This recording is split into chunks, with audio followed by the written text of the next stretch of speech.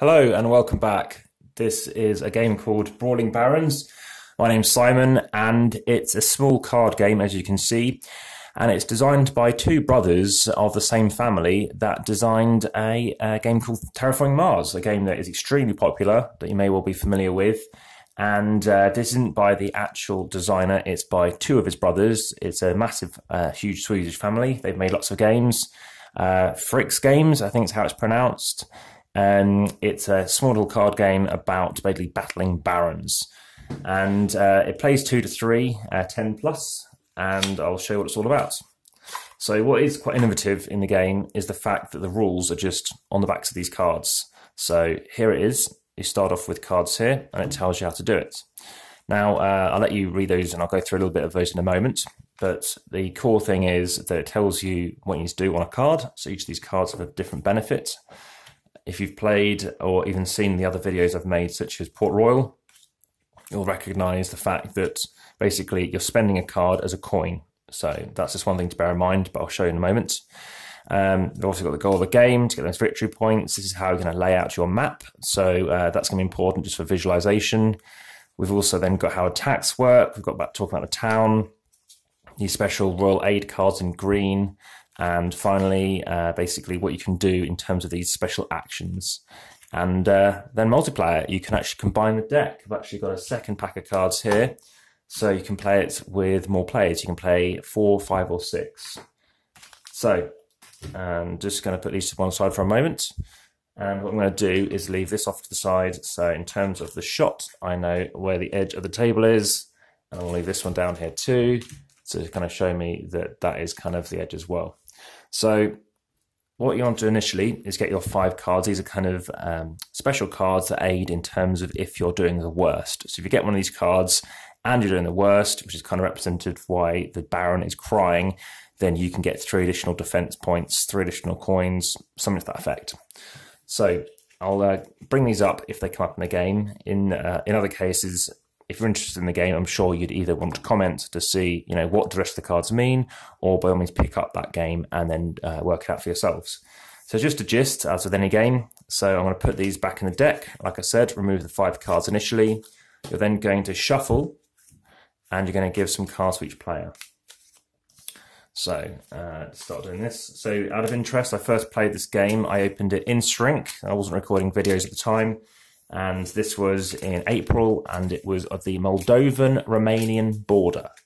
So I met another chap from England. He actually he works in, I think, catering for large events. And Jennifer Lopez was at one of the events, and Lady Gaga. So whilst I didn't meet them specifically, he started off as an actor and ended up doing that. It's very interesting. So we're going to shuffle these cards. We're now handing some cards out to every player. So we're pretending we've got just a 2-player game going on. And then you draw 5 cards each. So I think that's 5. 1, 2, 3, 4, 5. Cool. So we're going to look at those in a moment. But in addition to that, we're revealing 3 cards which represent the market.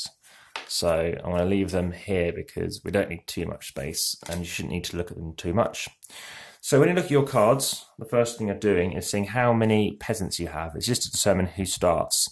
So excluding peasants, how many non-peasants do you have? So I've got 4 non-peasant cards. So what I can say is I have 4. Now, if somebody else has 5, then they can start. Or I could say I've only got 2. It's up to me. It depends if I want to start or not. There's no real benefit of starting. There's little interaction in the game, but you might just want to do it. Or if you're uncertain, just lie and say you've got 0. If there's a tie and 2 people say they've got 4, you do paper, scissors, stone to determine who goes first. So then what do? You do one of a number of actions, but you can only do 1 action. The classic thing you might want to do on your first turn is simply to gather. So I'll do that now as an example, and then you'll see as I do the rest. You collect 1 resource from the pile. So here's the pile here, and I look at my cards. I've got something that gives me an additional resource. Resource is basically money. So because they're barons, they collect taxes. So I take 1 card, and because I'm playing this card down, I get an additional card. Now the game ends when this deck runs out. As soon as it runs out, the game immediately ends. Nothing else happens. So in a 2-player game, it'll take slightly longer than 3. In a 4, it's very quick. you might literally get 2 victory points. And I'll come on to how you get victory points in a minute. So you're playing down that to get resources. Why do you have resources? You need resources to buy stuff. So now I've got 2 resources, one for that thing, and I have the coin as well. So this means I can buy this on my future turn.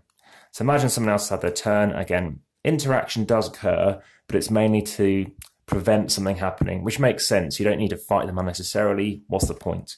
So on my future turn, what I can do is draw a card. So I've only got 4 cards now. Let's just say I'm drawing a card. That's the second type of action you can do. So the first one was gather. That's basically gather resource, which is just 1 money. Another one is gather a card. This is good because I'm now going to get 2 on the next turn. Another option is the market. I could buy something here.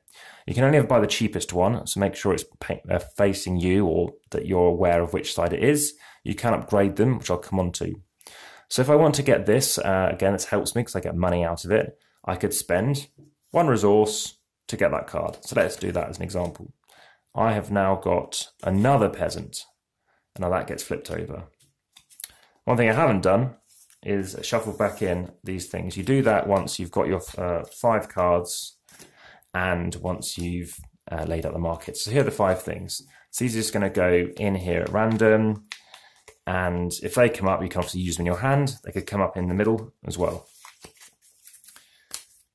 But they won't aid you until it's applicable. So it might be the case that if you've got the weakest town or something, then you're going to have to deal with that. So I'll explain the layout and how you get points in a moment, but you've now got 5 cards because you've just drawn up and you've bought something as an example. We've done the market, so we've gathered, you can draw a card, you can go to the market, you can also recruit. So this is now how we can start getting victory points. So we've got something we can spend. So I've got a squire. My squire goes into my town, and what I'll leave out is just how this layout looks. So I leave it out in this bottom corner. This is your town in green. So I've now got a squire in my town. I can have at most 2 squires or 2 red military people, or 2 people, such as a peasant. And then you can get 2 buildings. And as you can see, red is squire. He can become an archer. So he can upgrade, he can have a bit more defense or attack. Peasants, they upgrade into buildings, into barracks. So they can turn into buildings. Buildings at the end of the game are worth 1 victory point. The advantage of getting someone like a squire or an archer or someone like that, a red person, is firstly, they move up into the wall. There they're worth nothing. Finally, you can move them across. Now they're in the king's army. There they're worth 2 victory points. They can't leave there, so whilst they're worth money at the end of the game or victory points, down here they can be protecting your barracks, which is worth a victory point. So it's protecting something whilst it could be in 2 turns, because it takes 1 turn to move and 1 turn to get to the king's army, which I'll get to. So you could do that. It's up to you. The alternative is, of course, you can move onto the wall. But if you move onto the wall, this is undefended. So suddenly, anything that comes in, you've got to deal with from the wall, which is fine because I can now attack you. But it's a cat and mouse game between what do I want to defend? Do I want to rush and just chuck everyone in the king's army? Or if you see someone's about to do that, then you can attack them. So we'll put this back as it was. Here's my squire. So I've got my cards out. So we talked about recruiting, we played that out. Another option is upgrading.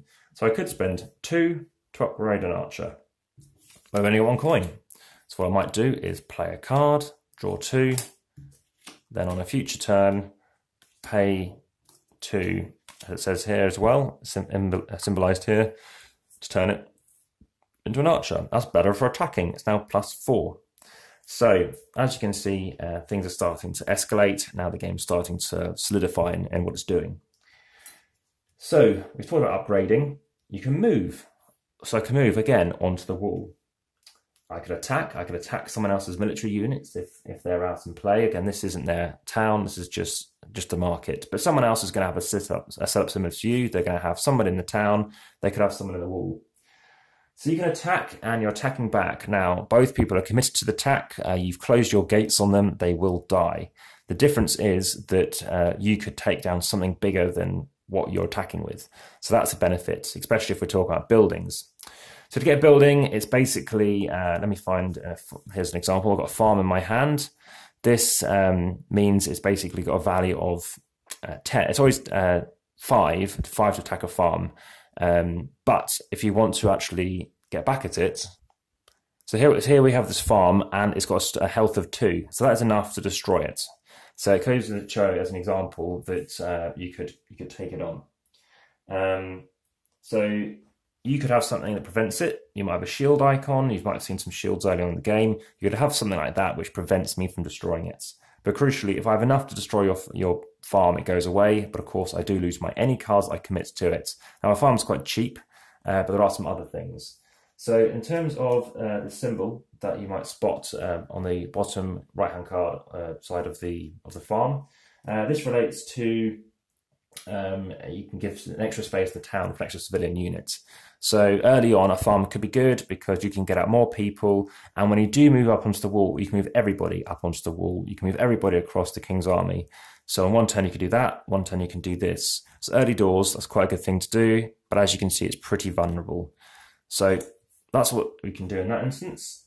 And finally, you can attack, and you can play these red action event cards. So attacking, again, we've talked about how you can attack. Finally, you have a card like this. It costs you 6, so remember 6 from your resource pile. Again, it's the same back and everything. I can see why they do it. I mean, I would personally think it's a good idea to have a name on the back of a card, because then you get to see, you know, what the name of the game's called. The downside is it is a coin. They could have had a coin symbol or something, I think, just to make it easier. But I guess taxes are generic. Maybe taxes are given secretly because they're nasty barons. So I could use this. Now, this is a very strong looking card. It's called a bomb. And what that does is you use an action. So it uses it as an action, so you're playing it, and that's your turn done. But by playing 6 resources to play it out, so you've got to have 6 of these in hand, so you see if someone's building them up, you can discard it in play, and it discards anything in play that you want, including royal aid cards and enemy units in the king's army. So if you've got enemy units over there, you're like, blimey, I don't want to do that too early if this bomb card comes up. Now, in a 2-player game, every card's going to be used. The downside is when it comes up as a currency. If that's the case, it's going to go here. What we tend to do is play it face up. It doesn't say anything otherwise. So you're going to play it into the center, and then suddenly you're able to decide, right, bomb's out of the game, I'm going to chuck everyone in the king's army. So that's it. As I said, there's about 7 or 8 different things you can do. Firstly, gather a card. You can or play a card to gather resources as well. You can draw a card, which you could then use to get more resources. You can use the market to get something specific, such as, again, something like this, maybe get some more military, because in a few turns, that's going to be worth 2 victory points as an example. This card over here, just to show you what that means, that's a prison. You can pay 5 resources and use an action to play this card. You discard any opposing military unit, but you can't do anything from the king's army. So that's the only card you can take from their army. So you get 1 point for houses at the end of the game. You get 2 points for anybody in the king's army. So more people in the king's army, it's going to multiply the amount of points you get. So the score in this game could be about 12. That is how the game goes. So it's quite a swift game, takes about 20 to 30 minutes, just all about understanding how you use your cards as a resource. But as I said, you can draw, gather, buy from the market, you could move, you could recruit first, obviously, it's probably recruit, then you can move, you can upgrade if you want to do that as well, and you can attack. So whilst it's called Brawling, remember attack isn't essential. You can definitely play the game without attacking. And I'll just start packing away and give you some thoughts on this. So as a 2, it was nice. I think I might prefer it more as a 3. Whilst you're thinking that, you know, would somebody get picked on, because of the fact that you're doing your own kind of thing, you're just saying, well, someone's close to getting some victory points, I'm just going to stop them. So I think in a 3-player, this does work quite effectively. As a 4, with 1 deck of cards, it's not something that I would necessarily recommend for a full game. But for an intro game, it goes very quickly. Within 15 minutes, you've played the game and you've got the mechanics. And I think with any game, you need to play a game more than once, because without that, you suffer from the fact that in a future game, everybody could be doing something different and you'd have more of a focus. Now, if you're playing with the same people and everyone's doing something that you think is going to be applicable to winning, then suddenly that becomes a tighter game because it's more strategic, because everyone wants to compete for something. And playing that quick early game with 1 deck of cards is really good. So playing with 2 decks obviously gives you much better duration, especially as a 4-player. Again, you could play technically even 8 with all these cards. I wouldn't recommend it as an 8. So I think, as it says, 5 to 6 with 2 decks seems to make a lot of sense. That's why I've got 2 decks as well. And I think just playing at low player counts of 2 or 3, as good as that can be, I think it's nice to sort of give that variety. And in terms of space, at least as a 4, there's plenty of space. Again, these cards are quite visual. You can see, what represents a town, because if you have a person above it, you can tell they're not in the town. They're on that wall, so they could be attacking from the wall. So it's about thinking, well, do I attack? Do I see that they're going into the wall? Are they about to attack me, or are they just going to run and hide in that king's army? But of course, once they're hiding, the downside is they can be stuck there. They can't do anything else. They can't help in the attack. So you want to probably go quite late game into the king's army. But what about that bomb? So watch out for that. So small box, as you can see, and it's interesting to see what's come about. In terms of how it plays, I think it's nice to see it's quite a light, quirky game to balance between going for victory points in terms of the King's Army, which are a big way of getting points, and racing that way, or building that engine first and saying, okay, well, I'm going to play out my my farm as an example to get more civilians. You've got other cards in there which I didn't cover off, such as you've got smithies, which can improve military. So there's lots of different kind of cards out there. And there's the mayor. He lets you draw an additional card when you play a card, when you draw a card. So that's like the peasant. So yeah, lots of different things you can do. And based on those cards, I think there's enough variety to keep people entertained. So 1 deck, 109 grams. I put this on a bag because this one I took abroad and I don't want it to get wet, and it didn't. So I'm guessing it's approximately double with a bit of plastic in it. So 222 for 2 games. 2 games in 1, and that is Brawling Barons. So if you want to check that out, please do. Thank you very much for watching, and I look forward to bringing you some new stuff. There are some new games coming. Tiny Towns expansion is one of them. So if you support and subscribe, you'll be the first to see it. Look forward to seeing what you think of them, and speak to you in a bit. Take care. Bye-bye.